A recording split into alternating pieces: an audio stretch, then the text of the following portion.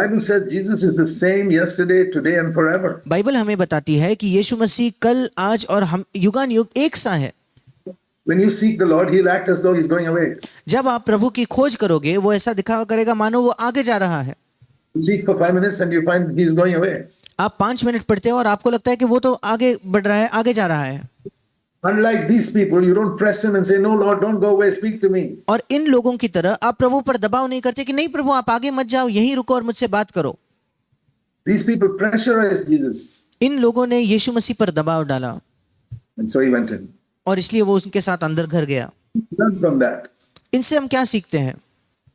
that He will come to you only if you are really, totally eager to have Him in your life and in your home. कि वो आपके पास केवल तभी आएगा जब आपकी पूरी इच्छा है, वाकई में आपकी एक इच्छा है कि वो आपके घर में और आपके परिवार में हो।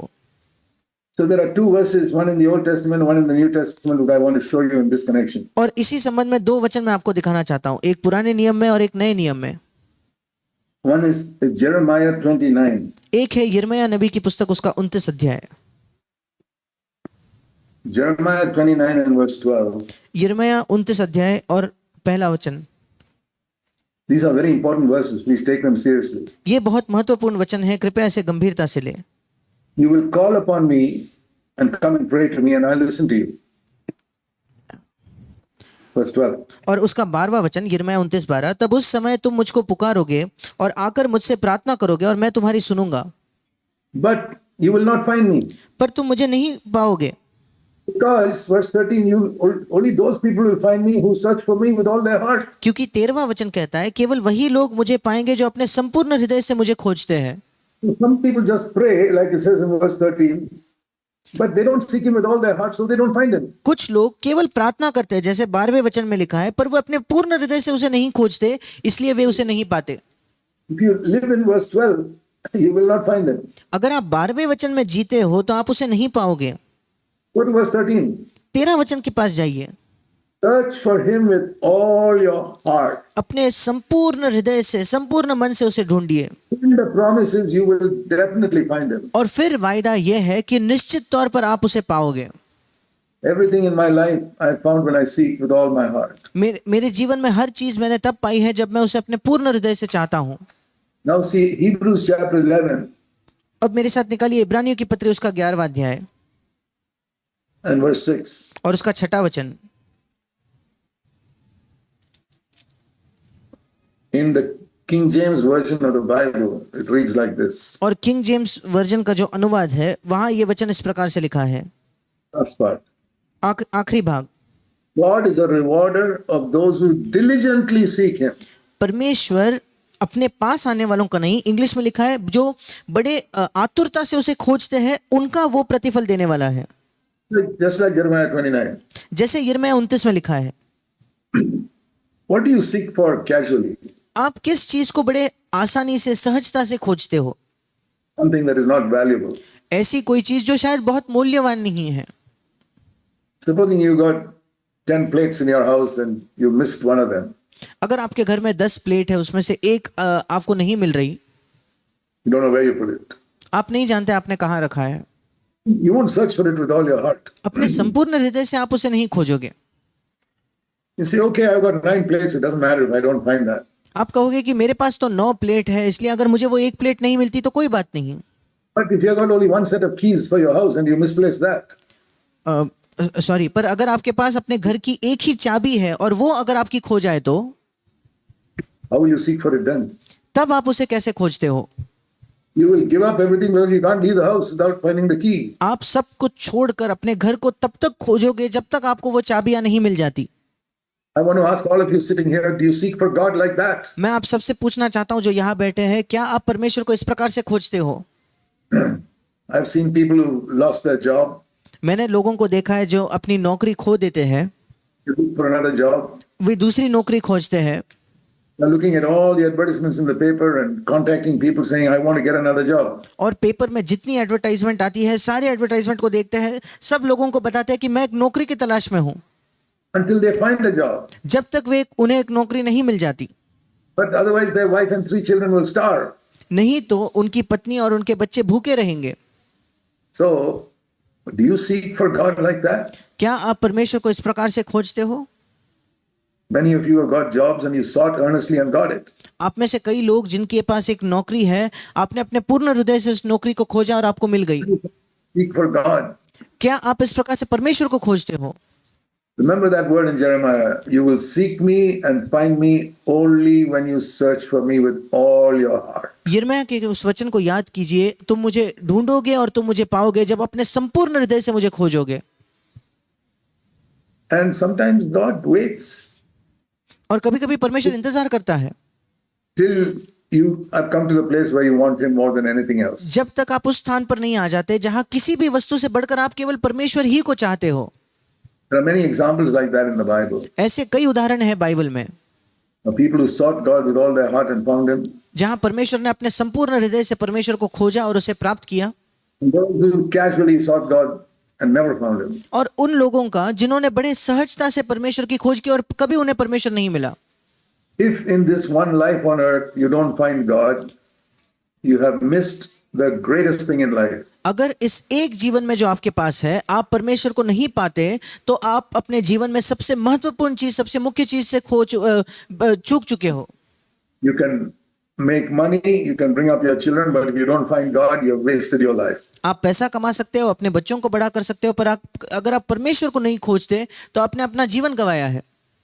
You know, the first words in the Bible, Genesis 1:1, और बाइबल के पहले शब्द जो उत्पत्ति के पहले अध्याय के पहले वचन में है, is in the beginning God.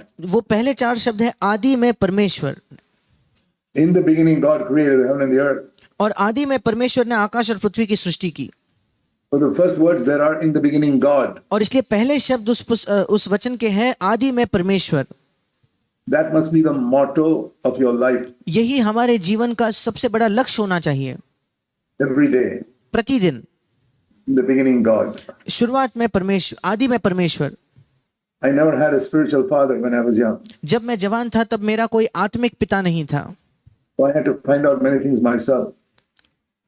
और मुझे कई चीजों को खुद से खोजना पड़ा Because I didn't have a spiritual teacher. क्योंकि मेरे पास कोई आत्मिक शिक्षक नहीं था। And one of the things I discovered through the years is that I must seek God first thing in the morning. और एक चीज जो मैंने इन वर्षों में देखी है वो ये है कि परमेश्वर को मुझे सुबह के बिल्कुल पहली चीज सुबह उठते ही उसे खोजना है। Some of you have to go to work very early in the morning. आप में से कुछ ऐसे लोग हैं जिन्हें बड़ी भोर को बहुत सुबह काम पर जाना पड़ता है। That's okay. You don't have to sit with the Bible for half an hour. ये ठीक है, मैं ये नहीं कह रहा कि आपको आधा घंटा अपने बाइबल को लेकर बैठना है। I told you for 1,400 years after the Christ went to heaven, nobody had a Bible. मैंने आपको पहले भी बताया कि यीशु मसीह के स्वर्ग में जाने के बाद पहले 1400 वर्षों तक किसी भी व्यक्ति के पास एक बाइबल नहीं थी। Then how did they hear God? फिर उस समय वे परमेश्वर को कैसे सुनते थे? There are so many languages in the world today. There's no Bible. आज संसार में ऐसी इतनी भाषाएं हैं जिनमें कोई बाइबल नहीं है। How will they hear God?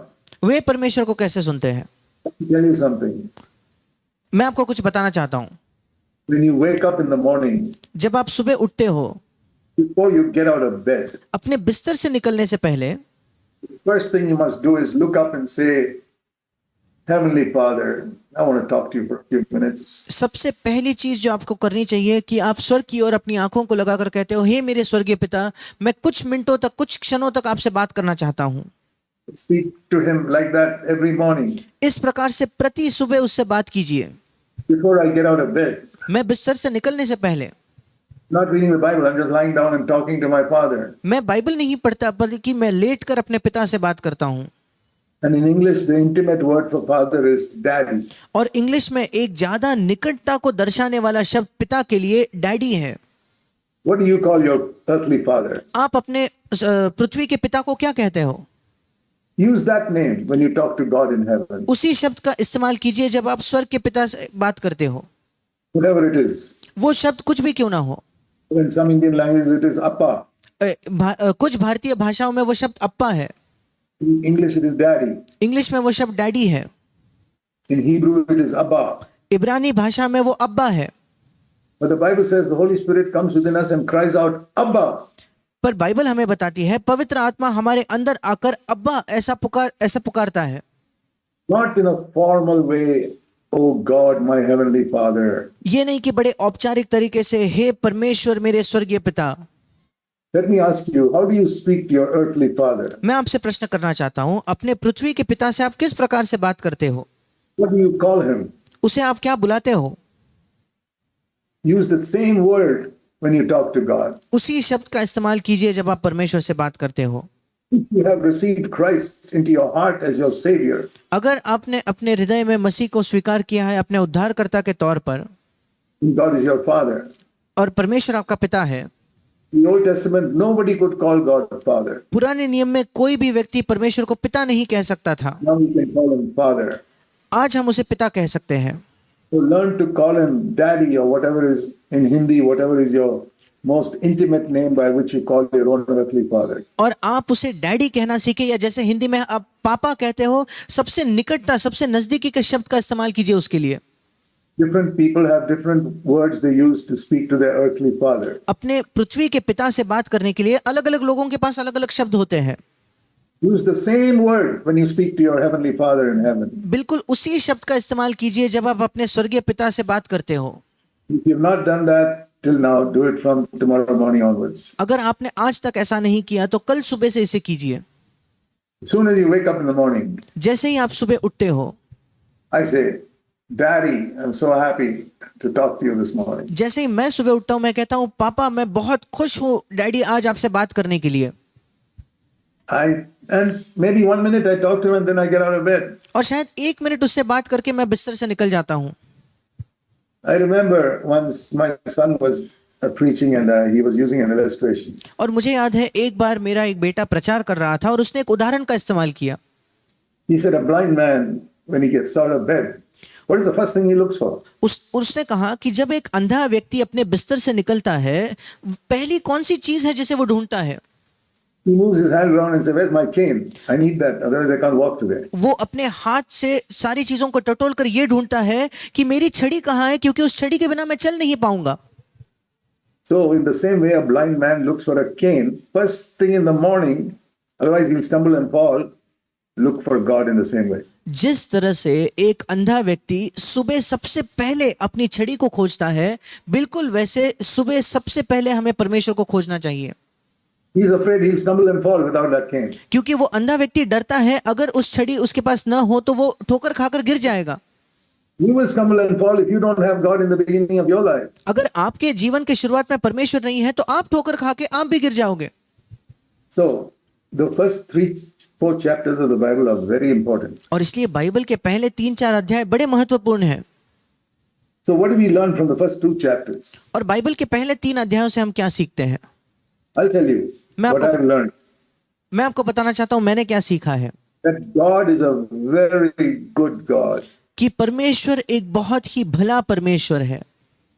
And he loves man tremendously. और वो मनुष्य से बहुत ज्यादा प्रेम करता है। That is why he made man superior to all the angels he had. इसलिए उसने मनुष्य को जितने परमेश्वर के पास स्वर्गदूत थे उनसे श्रेष्ठ बनाया। And he breathed into man from his own mouth. और अपने मुख से उसने मनुष्य के अंदर अपनी सांस को फूंका। And he provided such a wonderful world for him to live in. और मनुष्य को जीने के लिए एक बहुत ही अद्भुत संसार को उसने तैयार किया। The Garden of Eden was the most beautiful garden in the whole world. और एदेन का बगीचा संपूर्ण संसार का सबसे बेहतरीन सबसे सुंदर बगीचा था। There was not one thorn in that garden. उस संपूर्ण बगीचे में एक भी कांटा नहीं था। He made so many animals, and none of those animals were dangerous. They were all friends to man. उसमें उसने इतने सारे जानवर बनाए, उनमें से कोई भी जानवर खतरे से भरा नहीं था मनुष्य के लिए। वो सब मनुष्य से दोस्ती रखते थे। God was always thinking of what can I do more for man. परमेश्वर हमेशा यही सोचता है कि मनुष्य के लिए मैं और क्या कर सकता हूँ। The lesson I learned from the first 2 chapters of the Bible. यही पाठ है जो मैं बाइबल के पहले 2 अध्यायों से सीखता हूँ।